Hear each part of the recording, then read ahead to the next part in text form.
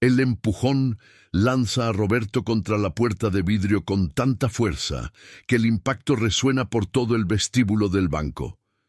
Sus manos arrugadas intentan aferrarse al marco, pero el guardia de seguridad lo arrastra nuevamente hacia la calle, sus botas militares arrastrándose contra el mármol pulido. «Fuera de aquí, mendigo», grita Marcos Villanueva, el guardia de seguridad, con su uniforme impecable y su placa brillando bajo las luces fluorescentes. «Este banco es para clientes de verdad, no para tu tipo». Roberto, de 68 años, cae de rodillas en la acera. Su camisa remendada está empapada de sudor, sus zapatos desgastados, apenas unidos con cinta adhesiva. En su mano tiembla un sobre amarillento, arrugado por años de cuidado. «Por favor, señor, solo necesito», balbucea Roberto, pero sus palabras se ahogan cuando Marcos le patea la mano, enviando el sobre volando por el aire. Los papeles se esparcen por el pavimento sucio. «Señor, ¿me llamaste señor?»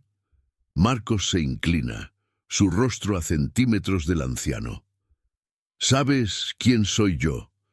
Soy el jefe de seguridad de esta institución. Mi cuñado es el gerente regional. Con una palabra mía, puedo hacer que te arresten por vagancia». La multitud se detiene.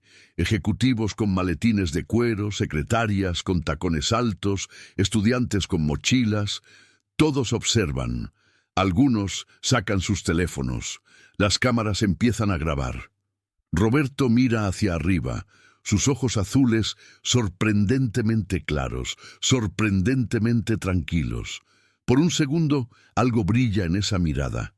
No es miedo, es algo más profundo, algo que Marcos no reconoce porque nunca lo ha visto en un espejo. «Solo quiero hacer un depósito», susurra Roberto, recogiendo sus papeles con dignidad inquebrantante, «de mi pensión para la operación de mi nieta». «¡Pensión!», Marcos estalla en carcajadas. «Seguro robaste esos billetes arrugados de algún turista. Lárgate antes de que llame a la policía de verdad». Los testigos murmuran. Una mujer mayor llora en silencio, un hombre joven graba más cerca, su teléfono capturando cada detalle. La humillación, la arrogancia, el momento exacto donde la injusticia se cristaliza en tiempo real. Pero lo que Marcos Villanueva no sabía es que Roberto Fernández no era quien aparentaba ser. No sabía que esas manos arrugadas habían sostenido condecoraciones militares. No sabía que esos ojos cansados habían visto 40 años de servicio impecable en el Ejército Nacional. No sabía que ese sobre amarillento contenía documentos que podrían destruir su carrera en cuestión de horas. Y cuando descubrió quién era realmente, ya era demasiado tarde. Roberto Fernández había pasado los últimos 5 años viviendo en un pequeño apartamento en las afueras de la ciudad, en uno de esos edificios que el progreso olvidó. Cada mañana a las 6 en punto, su cuerpo se levantaba automáticamente, entrenado por décadas de disciplina militar. Preparaba café instantáneo en una taza desportillada, se vestía con la ropa más limpia que tenía y salía a caminar las calles que alguna vez patrulló con autoridad. Pero eso fue hace mucho tiempo.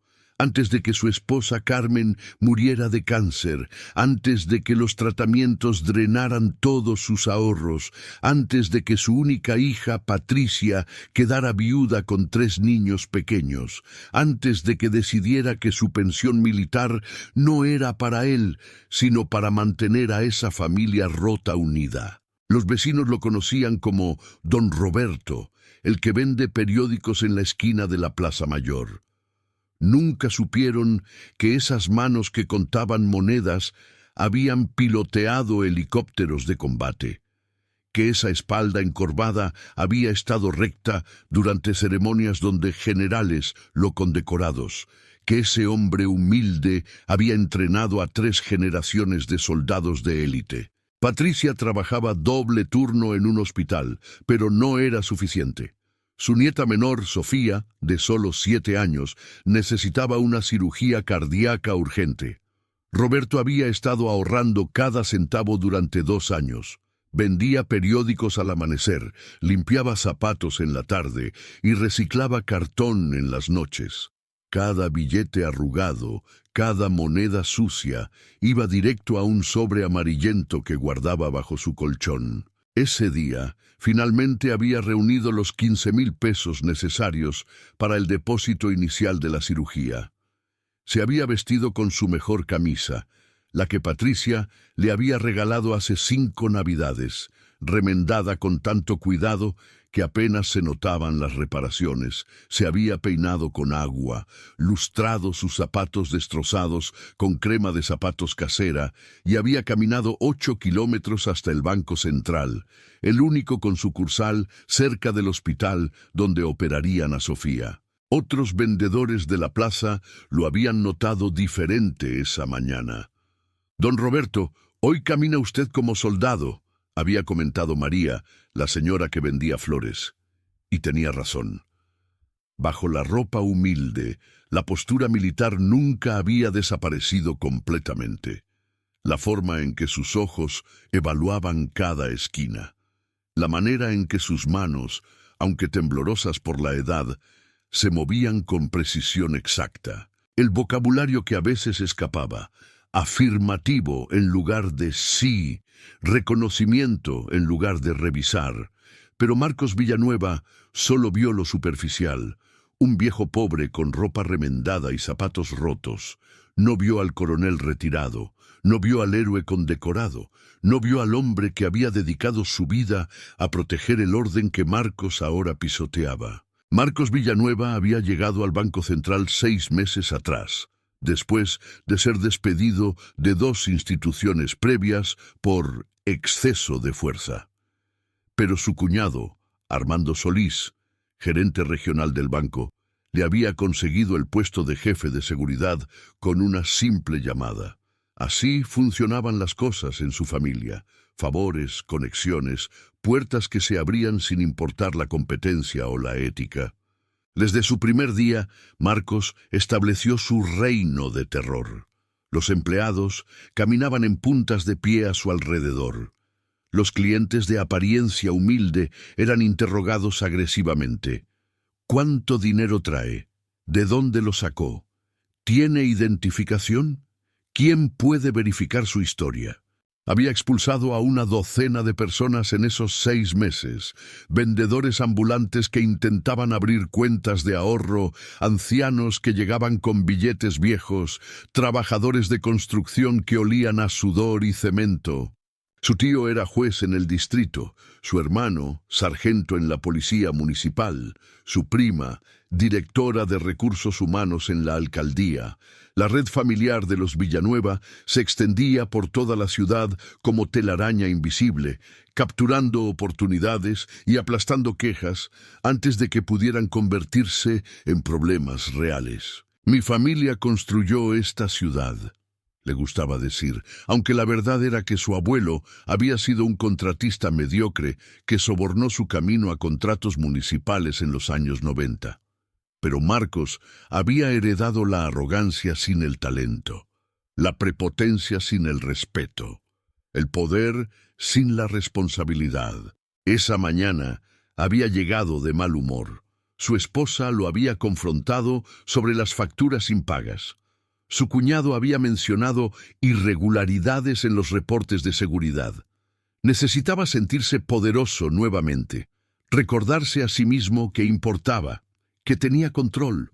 Cuando vio a Roberto arrastrando los pies hacia la entrada del banco, con su ropa remendada y su sobre arrugado, vio la oportunidad perfecta. «Detente ahí», había gritado desde el otro lado del vestíbulo, su voz retumbando contra las paredes de mármol. «Este banco tiene requisitos de presentación personal. No permitimos vagabundos». Roberto había tratado de explicar, sus palabras tranquilas y medidas. «Vengo a hacer un depósito bancario, señor guardia. Tengo el dinero aquí en efectivo». «¿Dinero? ¿Tú?» Marcos había cruzado el vestíbulo con pasos largos, su mano descansando amenazadoramente sobre la macana que colgaba de su cinturón. probablemente robado. Enséñamelo. Es mi derecho. Roberto había comenzado, pero Marcos no dejaba terminar frases. Tus derechos son los que yo digo que son. El empujón vino después, luego el arrastre, luego las palabras que sellaron su destino. ¿Sabes quién soy yo? Los teléfonos seguían grabando. Las cámaras de seguridad del banco capturaban cada ángulo. Y en la multitud, una mujer de traje sastre observaba con expresión pétrea su credencial del Ministerio Público colgando discretamente bajo su chaqueta. Roberto se sentó en la acera durante 5 minutos después de que Marcos regresara al banco, pavoneándose como gallo vencedor.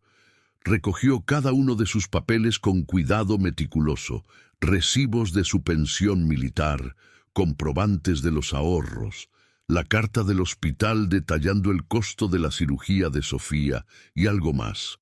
Un documento oficial con el sello del Ministerio de Defensa, nombrándolo como asesor honorario del comandante general del ejército. Sus manos no temblaban mientras doblaba cada papel con precisión militar, devolviéndolos al sobre amarillento. Su respiración era tranquila, controlada, exactamente como le habían enseñado durante interrogatorios de supervivencia hace 45 años. El enemigo quiere verte quebrado, no le des esa satisfacción. Una mano tocó su hombro. Roberto levantó la vista y vio a la mujer del traje sastre. «Señor, soy la fiscal Mónica Herrera, del Ministerio Público», dijo en voz baja mostrando su credencial. «Acabo de presenciar todo. ¿Tiene usted un momento para hablar?» Roberto asintió.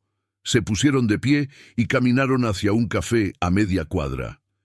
Mientras caminaban, otros testigos se acercaron. El estudiante con el video más completo, la anciana que había llorado, un ejecutivo que resultó ser abogado constitucionalista, indignado por la violación flagrante de derechos. En el café, Roberto abrió su sobre con calma. Extrajo una identificación militar que la fiscal reconoció inmediatamente. «Coronel Fernández», susurró Mónica, sus ojos abriéndose. Usted entrenó a mi hermano en la academia militar. Él siempre habla de usted, dice que es el mejor oficial que ha conocido». Corrigió Roberto suavemente. «Ahora solo soy un abuelo tratando de salvar a su nieta». La fiscal sacó su teléfono. «Coronel, con su permiso, voy a hacer algunas llamadas. Lo que ese guardia hizo no fue solo abuso de autoridad. Violó sus derechos constitucionales, discriminó por apariencia, usó fuerza excesiva y todo frente a testigos y cámaras. Pero hay algo más». Hizo 3 llamadas. La primera al comandante de la policía municipal, quien resultó ser exalumno de Roberto. La segunda al presidente del Banco Central, quien debía personalmente al coronel Fernández la seguridad de su hijo durante un secuestro hace 10 años. La tercera al ministro de Defensa, quien casi deja caer su teléfono al escuchar el nombre. «Coronel Fernández está en mi oficina ahora», decía la fiscal, su voz profesional pero con un toque de satisfacción. «Sí, señor ministro, ese coronel Fernández fue agredido físicamente y expulsado de un banco por un guardia de seguridad que alega tener conexiones políticas. Tengo video completo del incidente, cómo desea proceder». Lo que Marcos Villanueva no sabía es que cada segundo de su humillación había sido grabado desde 4 ángulos diferentes, y esos videos estaban a punto de cambiar todo. Mientras Roberto tomaba café con la fiscal y los testigos en el banco, Marcos celebraba con sus compañeros guardias. «¿Vieron cómo salió corriendo ese mendigo?», reía golpeando el mostrador. «Así se hace, mano dura. Esa gente necesita aprender su lugar». Los otros guardias reían nerviosamente, algunos porque tenían miedo de contradecirlo, otros porque genuinamente compartían su mentalidad. Pero uno, Javier, un joven que recién llevaba 2 meses en el trabajo, miraba su teléfono con preocupación creciente. «Marcos, Ese video ya tiene 50.000 vistas, murmuró. La gente está etiquetando al banco. Están pidiendo tu despido. Marcos arrancó el teléfono de las manos de Javier. En la pantalla, el video mostraba claramente el empujón brutal, la patada al sobre, las palabras despectivas. Los comentarios eran devastadores. ¿Así trata este banco a los ancianos? Ese guardia debería estar en prisión. Boicota al Banco Central hasta que despidan a ese abusador. Mi abuelo fue tratado igual. Esto tiene que terminar. El rostro de Marcos palideció. Devolvió el teléfono bruscamente. Es basura de Internet. Mañana lo habrán olvidado. Tengo protección, ¿recuerdan? Mi cuñado, como si lo hubiera invocado, Armando Solís, el gerente regional, atravesó el vestíbulo a pasos furiosos. Su rostro estaba rojo, una vena pulsaba en su frente. «¡Villanueva! ¡A mi oficina! ¡Ahora!». En la oficina, Armando azotó su laptop sobre el escritorio. «¿Viste esto? 50.000 visualizaciones en 2 horas. El presidente del banco me acaba de llamar. La junta directiva está en emergencia. ¿En qué estabas pensando?» «Era solo un mendigo», comenzó Marcos, pero su voz sonaba menos segura. «Un cliente o un cliente potencial. No puedes simplemente agredir personas en la entrada del banco». Armando se pasó las manos por el cabello. «Mira, yo te cubrí antes. Las quejas previas, los reportes de fuerza excesiva. Pero esto es público, es viral. No puedo». El teléfono de Armando sonó. Miró la pantalla y el color drenó de su rostro. «Es el presidente del banco, personalmente», contestó con manos temblorosas. «Sí, señor Domínguez. Sí, ya hablé con él. ¿Cómo dice? ¿El ministro de Defensa? No entiendo». Marcos vio a su cuñado transformarse frente a sus ojos. La arrogancia desapareció, reemplazada por terror puro. Armando terminó la llamada con voz temblorosa, susurrando: «Sí, señor, y lo siento, señor», repetidamente. «¿Qué pasa?», preguntó Marcos, pero ya lo sabía. Algo estaba terriblemente mal. El hombre que agrediste... Armando apenas podía hablar. «El ministro de Defensa acaba de llamar al presidente del banco, personalmente. Dice que ese mendigo es uno de los oficiales más condecorados en la historia del Ejército Nacional, Coronel Roberto Fernández. ¿Ese nombre te suena de algo?». Marcos se derrumbó en una silla. El nombre retumbaba en su memoria. Su hermano el policía había mencionado ese nombre con reverencia. El coronel Fernández entrenó a la mitad de los comandantes actuales. Es una leyenda viviente. «Era», corrigió Armando con amargura, «hasta que tú lo arrastraste por el suelo como basura, en cámara, frente a testigos, con su identificación militar en el bolsillo». Un golpe en la puerta. Una asistente entró, su rostro pálido. «Señor Solís, hay una fiscal del Ministerio Público en recepción. Dice que necesita hablar con usted y con el señor Villanueva. Inmediatamente. Tiene una orden de comparecencia». Mientras Marcos celebraba su aparente victoria, no notó el detalle que lo condenaría. La mujer del traje sastre había sido fiscal especializada en derechos humanos y ese día buscaba casos ejemplares para una nueva campaña de combate a la discriminación institucional. Acababa de encontrar su caso estrella. La oficina del banco se transformó en una escena de interrogatorio.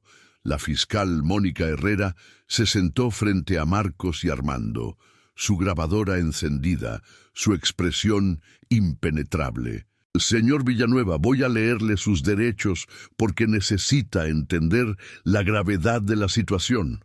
Su voz era hielo puro. «Está siendo investigado por agresión física a un adulto mayor, discriminación por apariencia socioeconómica, abuso de autoridad y violación de derechos constitucionales a la dignidad humana y el libre tránsito». «Pero yo solo estaba haciendo mi trabajo», comenzó Marcos. Su trabajo incluye patear las pertenencias de un anciano de 68 años, arrastrarlo físicamente, llamarlo mendigo públicamente, amenazarlo con arresto falso. La fiscal deslizó su tablet sobre el escritorio. Tengo 4 videos desde ángulos diferentes. Tengo 12 testigos dispuestos a declarar bajo juramento. Tengo las grabaciones de las cámaras de seguridad del banco que el presidente Domínguez amablemente me proporcionó hace 20 minutos. Marcos miraba el video en la tablet, viéndose a sí mismo desde afuera. Desde esa perspectiva no se veía como un guardia haciendo su trabajo. Se veía como un matón abusando de un anciano indefenso. Se veía como el villano que realmente era. Pero mi familia, susurró. Mi tío es juez. Mi hermano, su tío, el juez Villanueva, acaba de recusarse de cualquier caso relacionado con esto. Interrumpió la fiscal con satisfacción apenas contenida. Su hermano, el sargento Villanueva, está siendo investigado por irregularidades separadas que surgieron durante nuestra revisión preliminar. Y su cuñado, miró a Armando, está siendo evaluado por la junta directiva por contratar personal con antecedentes disciplinarios sin la debida revisión. Armando enterró su rostro en sus manos. Estoy arruinado. Mi carrera está arruinada. Señor Solís, eso depende de su cooperación, dijo la fiscal. ¿Cuántas quejas previas contra el señor Villanueva suprimió usted? ¿Cuántos reportes modificó? ¿Cuántos otros incidentes ocultó? El silencio era ensordecedor. Afuera de la oficina, los empleados del banco se agolpaban, tratando de escuchar. El rumor se había expandido como fuego. El guardia prepotente había agredido a un héroe militar. El gerente estaba siendo interrogado. Las cámaras de noticias estaban llegando. La puerta se abrió nuevamente. Esta vez entró un hombre con uniforme militar impecable, 3 estrellas brillando en sus hombros. El general Marcos Ruiz, comandante de la Policía Municipal y exestudiante del coronel Fernández.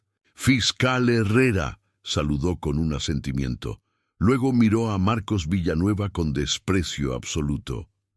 «Villanueva, tu hermano el sargento te manda esto. Lo siento, no puedo ayudarte esta vez». Se volvió hacia Armando.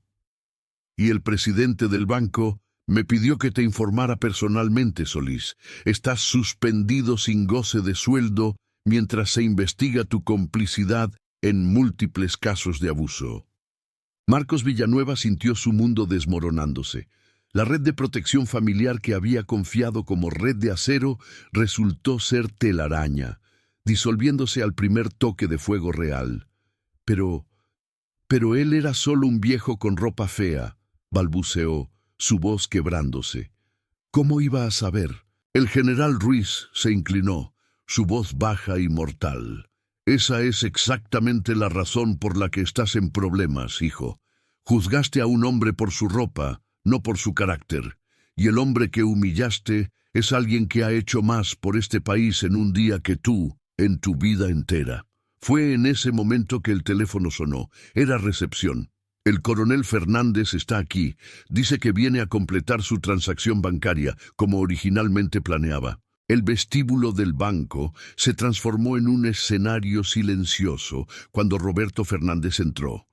Los mismos empleados que habían presenciado su humillación ahora estaban de pie, algunos con lágrimas en los ojos.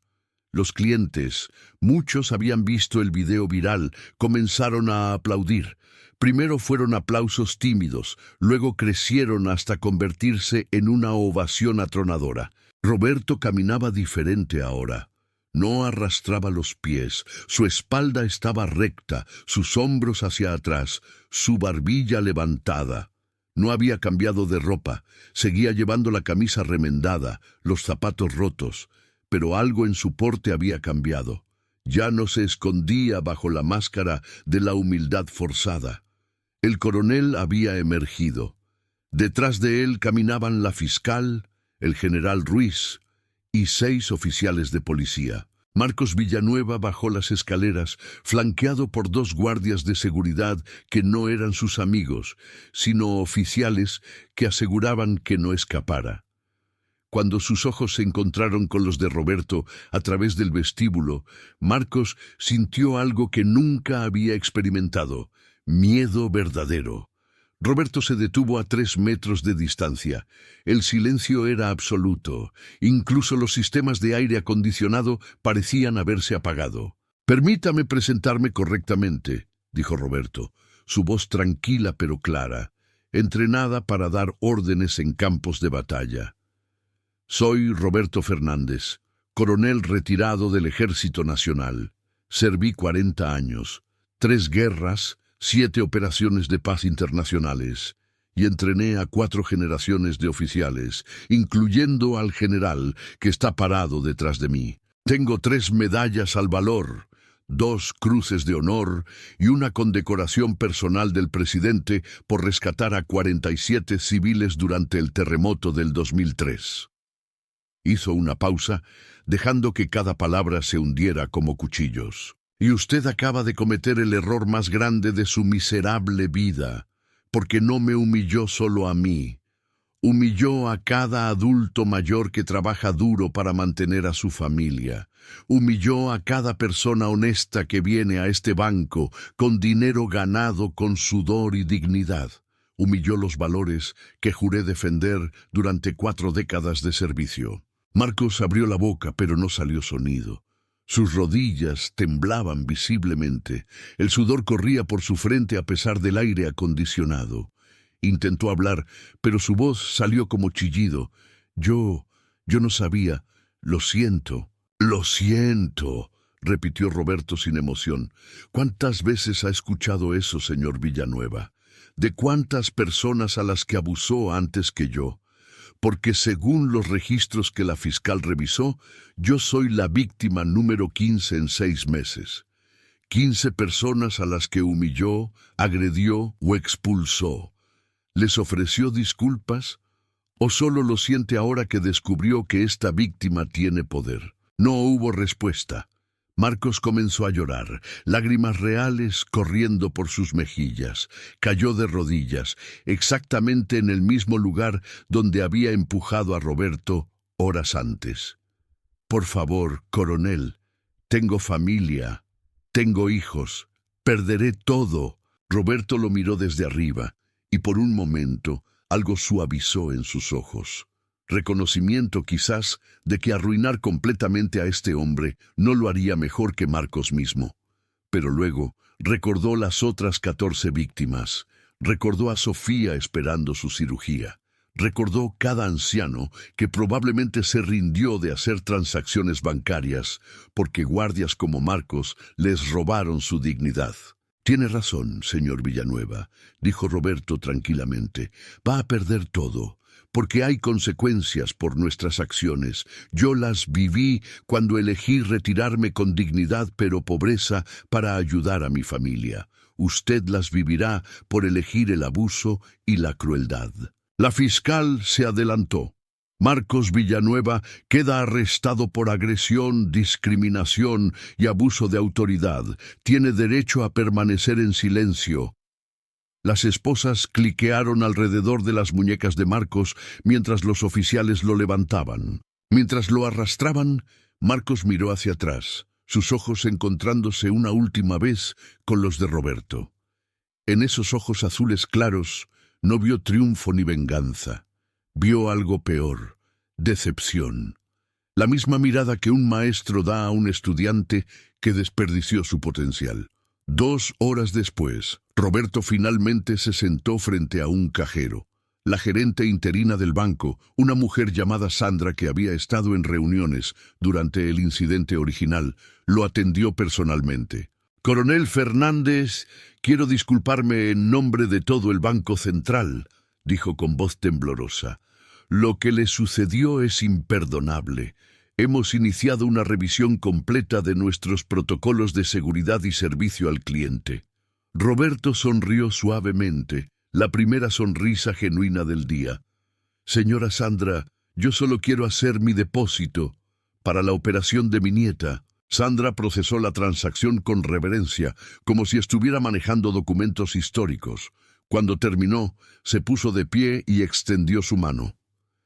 Coronel, el presidente del banco me pidió que le informara que el Banco Central cubrirá el costo completo de la cirugía de su nieta. Y además queremos ofrecerle una cuenta VIP con todos los beneficios, sin cargos, de por vida. Roberto parpadeó sorprendido. No esperaba... Y hay más, continuó Sandra. Los testigos del incidente, los que grabaron y declararon, iniciaron una colecta en línea.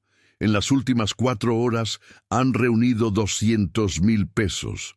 Dicen que es para usted, para su familia, para demostrar que la decencia todavía existe. Las lágrimas finalmente llegaron a los ojos de Roberto, no por la humillación, sino por la redención, por descubrir que en un mundo de Marcos Villanuevas también existían miles de personas buenas, esperando solo una oportunidad para demostrar su bondad. «Quiero dividir ese dinero», dijo después de un momento. «Una parte para Sofía, el resto para crear un fondo de ayuda para otras personas mayores que necesiten asistencia médica. Llámelo Fondo Carmen Fernández, en honor a mi esposa». Sandra asintió, anotando todo. «Se hará, coronel». Afuera del banco, las cámaras de noticias esperaban. Roberto dio una entrevista breve, su voz calmada pero firme. «No busqué justicia por venganza», dijo a las cámaras. «La busqué porque cada día miles de personas como yo son tratadas como menos que humanos debido a su apariencia, su edad o su situación económica. Si mi experiencia puede cambiar aunque sea un poco esa realidad, entonces valió la pena». Las preguntas llovieron. ¿Qué le diría a Marcos Villanueva? Roberto pensó cuidadosamente. Le diría que la verdadera fuerza no está en abusar del poder, sino en usarlo para proteger a los vulnerables. Le diría que nunca juzgue a una persona por su ropa o su billetera, sino por su carácter y sus acciones.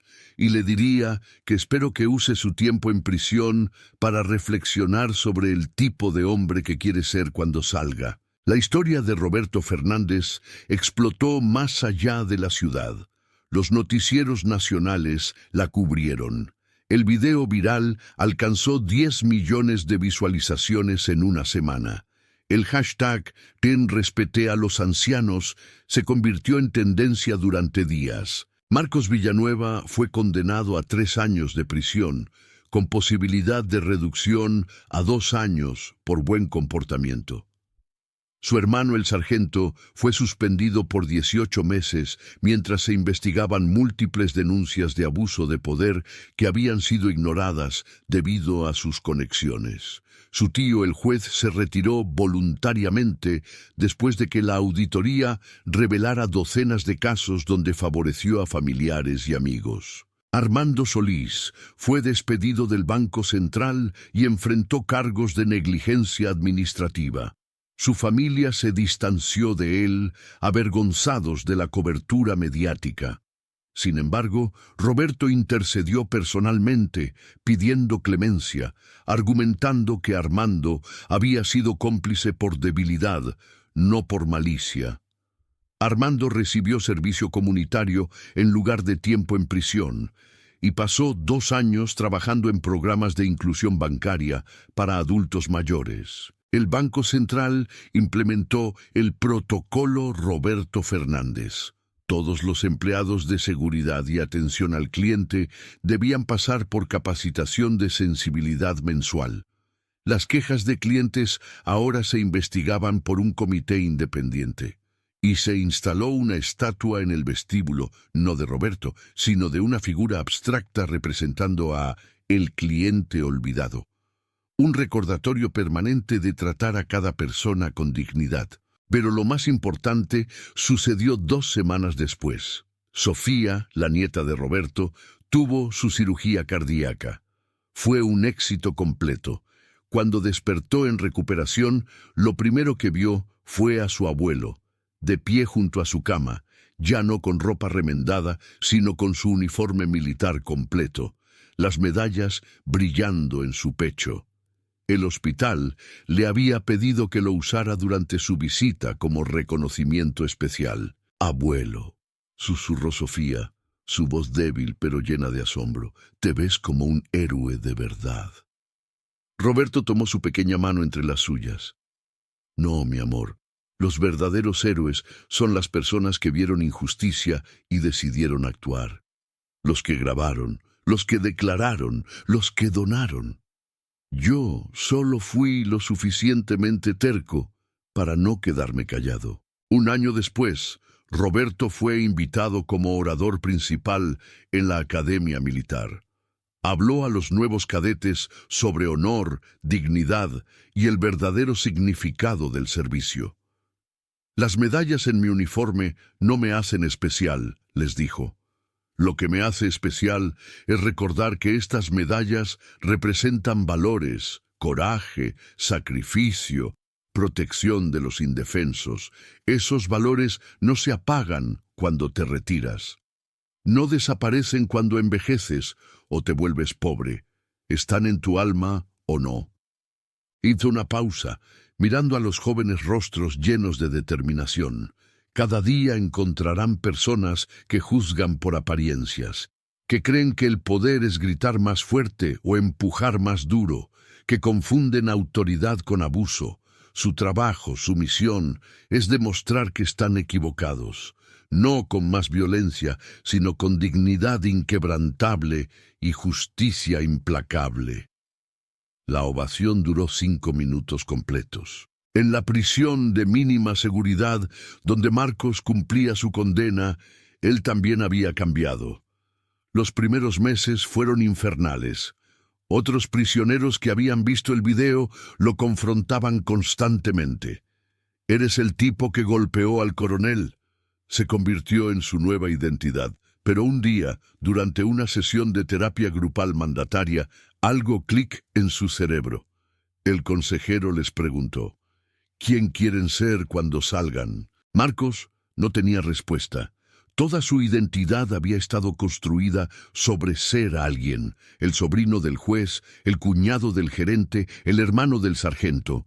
Sin esas conexiones, sin ese poder prestado, ¿quién era? Comenzó a leer libros sobre psicología, sobre abuso de poder, sobre redención. Escribió cartas de disculpa a las otras 14 víctimas que la fiscal había identificado. 9 las ignoraron. 3 las devolvieron sin abrir, pero 2 respondieron, aceptando sus disculpas, diciendo que esperaban que realmente cambiara, y escribió una carta a Roberto. Nunca esperó respuesta, pero la necesitaba escribir. «Coronel Fernández, no espero su perdón, no lo merezco. Solo quiero que sepa que pienso en ese día cada hora. Veo su rostro cuando lo empujé, la dignidad en sus ojos incluso mientras caía. Veo a mi propio padre en usted, un hombre que trabajó hasta sus últimos días para mantenernos, que nunca alzó la mano contra nadie, y me avergüenzo. Tengo 2 hijos.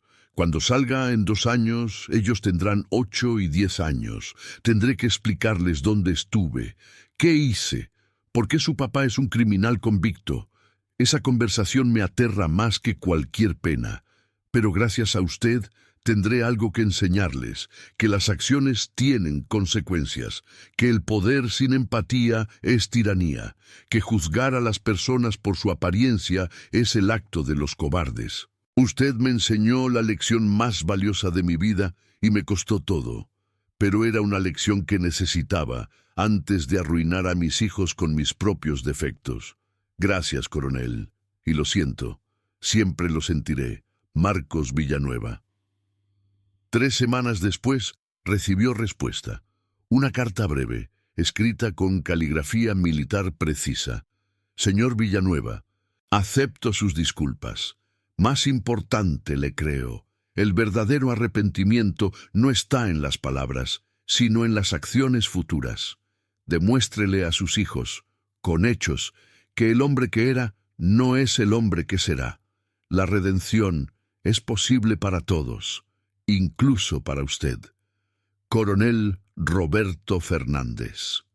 Marcos guardó esa carta como su posesión más preciada.